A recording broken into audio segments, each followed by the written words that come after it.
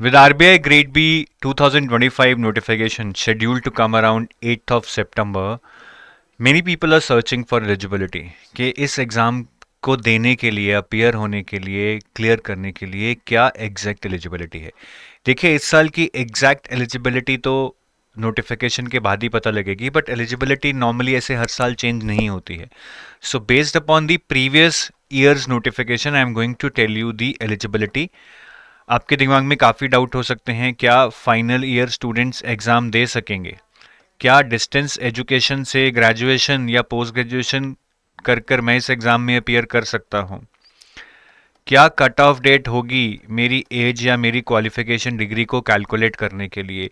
मैं टोटल कितने अटेम्प्ट्स इस एग्ज़ाम के लिए दे सकता हूँ? तो ऐसे बहुत सारे डाउट आपके मन में हो सकते हैं जिनको हम बहुत अच्छे से इस वीडियो में डिस्कस करेंगे। Before I start discussing about the eligibility, मैं आपको अपने मैसिव डिस्काउंट्स के बारे में बताना चाहता हूं जो अभी एडुटैप रेगुलेटरी बॉडीज डोमेन में चल रहे हैं। We are offering flat 74% off on all the courses in regulatory bodies RBI, IFSCA, IRDAI, NABARD, SEBI and the combo courses also. RBI का नोटिफिकेशन तो अनाउंस हो चुका है। IFSCA, IRDAI, NABARD are also expected within next 2-3 months, कभी भी आ सकते हैं, जल्दी भी आ सकते हैं। और 74% ऑफ के लिए ये है कूपन कोड सितंबर 74। अब एलिजिबिलिटी वेरियस पैरामीटर्स में हम डिवाइड कर कर डिस्कस करेंगे ताकि आपको पूरी क्लैरिटी मिल जाए।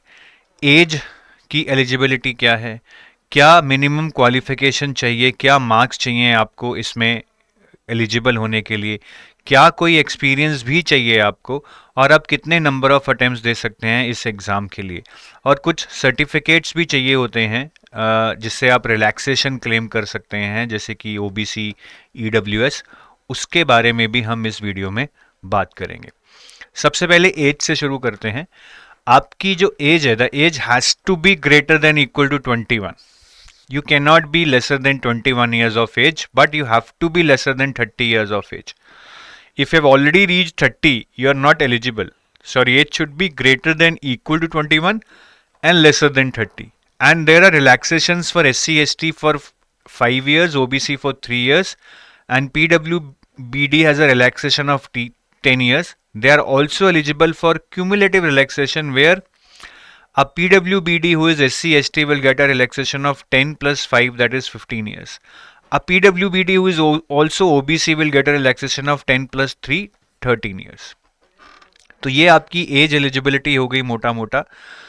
अब ये जो आपकी एज है, this is calculated age on what date? क्या मैं आज की डेट में अपनी एज कैलकुलेट करूं या मैं जिस दिन नोटिफिकेशन आएगी उस तारीख को अपनी एज कैलकुलेट करूं? तो जो आपकी एज है उसकी एक कट ऑफ डेट डिफाइन की जाती है, that age on this date your age has to fulfil this condition.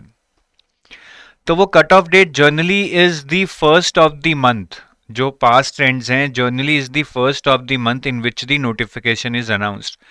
तो अगर नोटिफिकेशन 8th ऑफ सितंबर को आ रही है, there is a good chance कि जो आपकी डेट है वो 1st ऑफ सितंबर रहेगी, cut off date to calculate your age, के 1 सितंबर को आपकी एज इस ब्रैकेट में होनी चाहिए या फिर विद रिलैक्सेशंस आप एलिजिबल होने चाहिए। एक और रिलैक्सेशन रहता है, वो है अगर आपका एक्सपीरियंस है फाइनेंशियल डोमेन में। ठीक है, अब अगर आपको ऑफिसर लेवल एक्सपीरियंस है, ठीक है, सिर्फ ऑफिसर लेवल, क्लरिकल लेवल नहीं, in any of these areas, किसी शेड्यूल्ड कमर्शियल बैंक में या पब्लिक सेक्टर इंश्योरेंस कंपनी में या ऑल इंडिया फाइनेंशियल इंस्टीट्यूशन में, इनकी एग्जैक्ट डेफिनेशन क्या है वो मैं अगली स्लाइड में आपको बताऊंगा। तो अगर आपको ऑफिसर लेवल एक्सपीरियंस है इन एरियाज में, point number 1 to 3, you will be eligible for relaxation equal to your work experience.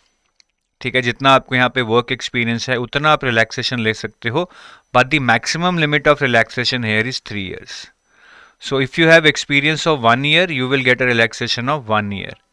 If you have experience of 2 years, you will get a relaxation of 2 years. If you have experience of 3 years, you will get a relaxation of 3 years.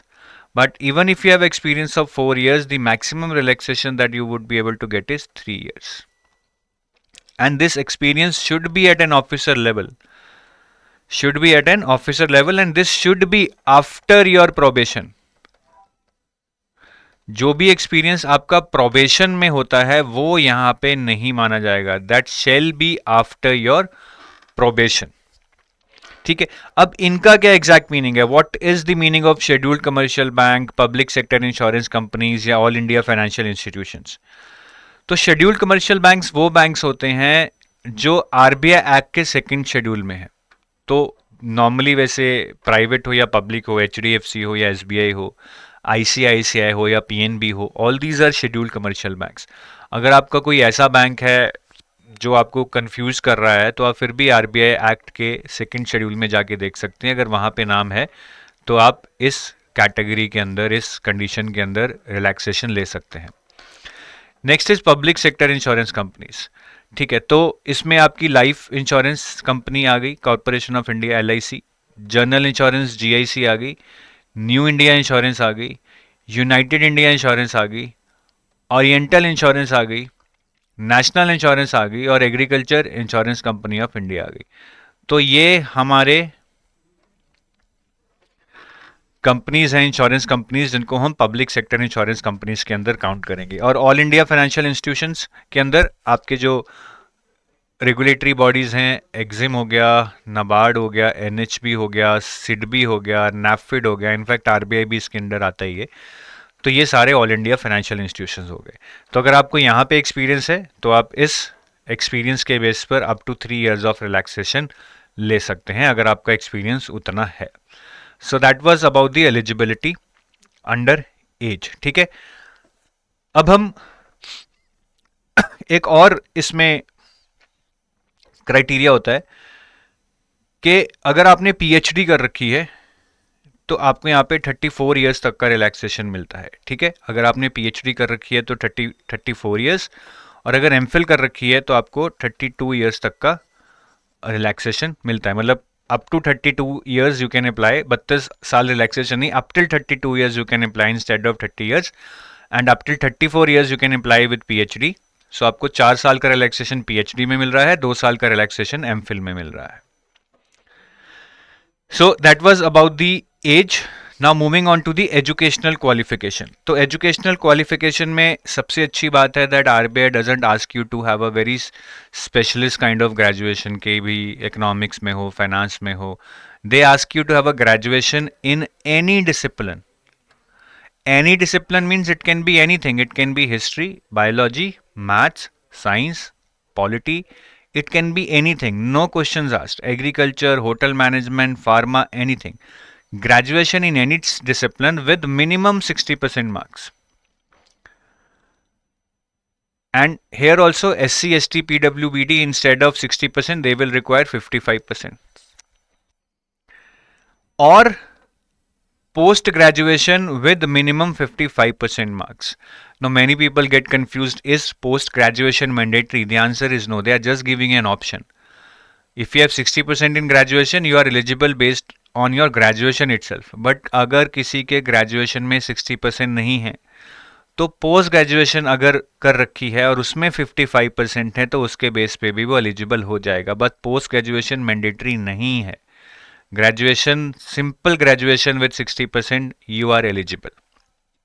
और post graduation में unreserved category में तो 55% चाहिए, but SC, ST, PWBD को यहाँ पे सिर्फ pass marks ही चाहिए अगर मैं पोस्ट ग्रेजुएशन की बात करूँ. और ये क्वालिफिकेशन की भी एक कट ऑफ डेट होती है ताकि कोई कंफ्यूजन ना रहे, क्योंकि काफ़ी लोग फाइनल ईयर में होते हैं, उनको लगता है कि जब तक हमारा सिलेक्शन होगा डिग्री पूरी हो जाएगी सो आई कैन अप्लाई ऑल्सो. नहीं, ये क्वालिफिकेशन का कट ऑफ डेट भी generally is the first of month in which the notification comes. तो हो सकता है कि 1st of September हो. मतलब 1st of September को you should have degree in your hand, you should have your marksheet in your hand, you should know what your marks are in your graduation और post graduation. Future में marksheet मिलेगी, paper होंगे, result आएगा, in that case you are not valid. On the cutoff date, which would be most probably 1st of September, you should have everything with you, even your mark sheet, your marks. ठीक है. कई बार होता है कि marks आ जाते हैं, marksheet अभी हफ्ते में आएगी, दैट्स ओके. मतलब प्रोसीजर पूरा हो जाना चाहिए कि मेरे पास मार्क्स हैं, पेपर हो गए हैं, I can fill the form, I know my marks. ठीक है जी। तो ये हमारी क्वालिफिकेशन की क्राइटेरिया हो गई जिससे हम एलिजिबल बनते हैं। अब काफ़ी लोगों को डाउट होता है कि सर जो आप ये 60% और 55% की बात कर रहे हो, are these marks to be obtained in every semester? नहीं, this is an aggregate. Even if in one semester you have 40% marks, but in aggregate you have 60 or 55 as per your graduation or post graduation criteria, you will be eligible. Are final year students eligible? They are not eligible. That is what I explained you. 1st of September you should have given your exams, you should have cleared the exam, you should have got your marks. तो final year students मतलब आपका अभी हुआ ही नहीं है, paper नहीं हुआ है या मार्क्स नहीं निकले हैं, तो आप नहीं एलिजिबल हो। डिस्टेंस एजुकेशन से अगर आप करते हो आप एलिजिबल हो, चाहे ग्रेजुएशन चाहे post graduation, distance education is considered valid. बाकी काफ़ी लोग ग्रेजुएशन के बाद 2 साल का कोर्स करते हैं जिसको हम डिप्लोमा बोल सकते हैं, बट गवर्नमेंट उसको रिकॉग्नाइज करती है पोस्ट ग्रेजुएशन, तो आरबीआई भी उसको पोस्ट ग्रेजुएशन ही मानेगा। For example PGDM, post graduate diploma in management अगर आप करते हैं, 2 साल का होता है, वो डिग्री नहीं है, that's a post graduate diploma in management, उसको आरबीआई पोस्ट ग्रेजुएशन ही मानेगा। काफ़ी लोग 12th के बाद 3 साल का जो कोर्स करते हैं, हालांकि वो डिग्री नहीं होती है, बट अगर गवर्नमेंट उसको डिग्री मानती है सो आरबीआई भी उसको डिग्री, ग्रेजुएशन डिग्री मानेगी। फॉर एग्जांपल अगर किसी ने 12th के बाद 3 साल का डिप्लोमा इन इलेक्ट्रॉनिक्स किया है ऐसी जगह से जो रिकॉग्नाइज बाय गवर्नमेंट है और गवर्नमेंट उसको ग्रेजुएशन के इक्विवेलेंट मानती है, तो आरबीआई भी उसको ग्रेजुएशन के इक्विवेलेंट मानेगी। ठीक है जी। अब एक चीज़ और है कि जो आपके ये मार्क्स की हम बात कर रहे हैं 60% और 55%, अब काफ़ी जगह तो मार्क्स सीजीपीए में दिए जाते हैं, most of the universities do that and not percentage. So on what basis you will define कि मेरी कितनी परसेंटेज है, क्योंकि आपके पास तो आपका रिजल्ट सीजीपीए में है। तो यहाँ पे आरबीआई बोलता है दैट यूनिवर्सिटी क्राइटेरिया, यूनिवर्सिटी का कुछ क्राइटेरिया होगा कि उस सीजीपीए को कैसे परसेंटेज में बदलना है। You will use that criteria. That criteria will either be printed on the back of your mark sheet or at some page on the website of that university. तो आप उस क्राइटेरिया को use कीजिए, अपनी CGPA को percentage में convert कीजिए और देखिए कि आप एलिजिबल हैं या नहीं। बट अगर यूनिवर्सिटी का कोई क्राइटेरिया नहीं है, कॉलेज का कोई क्राइटेरिया नहीं है to convert CGPA into percentage, then RBI says कि आप हमारा ये क्राइटेरिया यूज़ कर लो। एज पर दिस, अगर आपकी सीजीपीए 6.75 या उससे ऊपर है मतलब आपके मार्क्स 60% से ऊपर हैं। अगर आपकी सीजीपीए 6.25 या उससे ऊपर है मतलब आपके मार्क्स 55% से ऊपर हैं। अगर आपकी सीजीपीए 5.75 या उससे ऊपर है इसका मतलब आपके मार्क्स 50% या उससे ऊपर हैं। That should be more than sufficient for you to find out whether you are eligible और नॉट। ठीक है जी। तो ये हमारा क्राइटेरिया हो गया एजुकेशनल क्वालिफिकेशन का कि एजुकेशनल क्वालिफिकेशन मुझे क्या होनी चाहिए, कट ऑफ डेट क्या होगी, सीजीपीए को परसेंटेज में कैसे कन्वर्ट करेंगे, and we answered some of the questions with respect to final year students being eligible और not, distance education being considered valid और नॉट। अब हम आते हैं अपने नेक्स्ट पैरामीटर पे, experience. The good thing is that 0 experience चाहिए जी। यस, दो RBI is recruiting at a manager level. आप सोचिए कि आरबीआई मैनेजर लेवल पे रिक्रूट कर रहा है। मैनेजर लेवल पे रिक्रूट आप जानते हैं ग्रेड बी लेवल पे, and this is without any experience at your side. This is really, मैं बोलूँगा एक बहुत बड़ी अपॉर्चुनिटी रहती है कि एक इतनी मैनेजर लेवल पोस्ट पे आप जा रहे हैं और एक्सपीरियंस की ज़रूरत भी नहीं है। अगर आप पेपर अच्छे से कर लें तो आप सीधा मैनेजर लेवल पे रिक्रूट हो सकते हैं। 0 वर्क एक्सपीरियंस रिक्वायर्ड।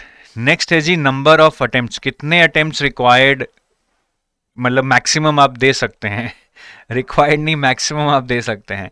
तो यहाँ पे 2 कैटेगरीज में डिफाइन किया गया है। अगर आप जनरल कैटेगरी या ईडब्ल्यूएस से हैं, the number of attempts you can give is maximum 6। लेकिन अगर आप एससी, एसटी, ओबीसी, पीडब्ल्यूबीडी से हैं, कोई रिस्ट्रिक्शन नहीं है, आप भले ही 10 अटेम्प्ट दो, 15 दो या 20 दो। तो 6 अटेम्प्ट्स भी जो ये रिस्ट्रिक्शन लगाई गई है, I think it is more than sufficient. UPSC में लोग 6 देते हैं, बट आरबीआई में I think nobody gives 6। Serious attempt तो कोई नहीं देता है, ठीक है, जिसने देना है वो 2-3 अटेम्प्ट में ही क्लैरिफाई हो जाता है उसको कि मेरा होगा या नहीं होगा। और एक चीज़ मैं बता दूं, काफ़ी लोग ये पूछते हैं कि सर मैंने फॉर्म भर दिया है, बट अगर मैं फॉर्म देने नहीं जाऊंगा, फॉर्म भर के मैं एग्ज़ाम देने नहीं जाऊंगा, will it be considered as an attempt?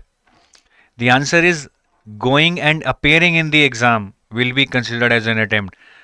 Just filling the form, ठीक है, तो अगर सिर्फ आपने फॉर्म भरा है, this is not considered as an attempt. आप फॉर्म भर के अगर एग्जाम में जाएंगे, बैठेंगे, एग्जाम देंगे, तभी वो अटेम्प्ट माना जाएगा, नहीं तो वो अटेम्प्ट नहीं माना जाएगा।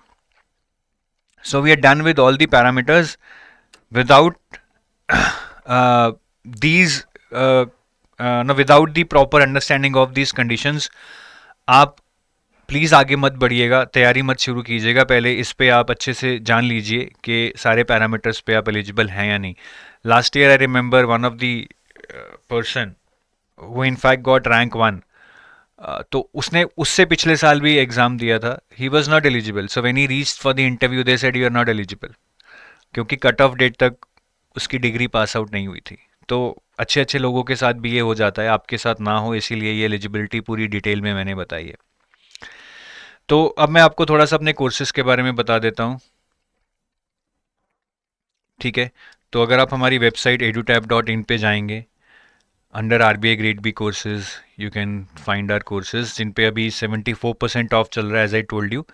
The code is September 74 and this is valid till 3rd of September 2025। और आरबीआई के हमारे पास 3 फ्लैगशिप कोर्सेज हैं। Gold course is for phase 1 to in interview, जिसमें एंड टू एंड पूरा प्रिपरेशन रहता है, फेज़ 1 का, 2 का, इंटरव्यू का। फिर सिल्वर कोर्स रहता है which is for phase 2 and interview. इसमें फेज़ 1 का क्यूआर ही नहीं मिलेगा। फेज़ 1 के current affairs, since they overlap with phase 2, they would be the same. Then there is test series, which is for somebody who is doing self preparation. If you want chapter wise questions, you want previous year questions, you want sectional tests, you want full length test, you want descriptive tests which are evaluated and detailed feedback is given, then this test series is something you can apply for. बाकी combo courses भी हैं। अगर आप RBI के साथ NABARD, RBI के साथ एरिडाई या आरबीआई नबार्ड एडाई में जाना चाहते हैं, we have combo courses for you also. ठीक है जी, so with that I take your leave. Thank you, have a nice day, bye bye.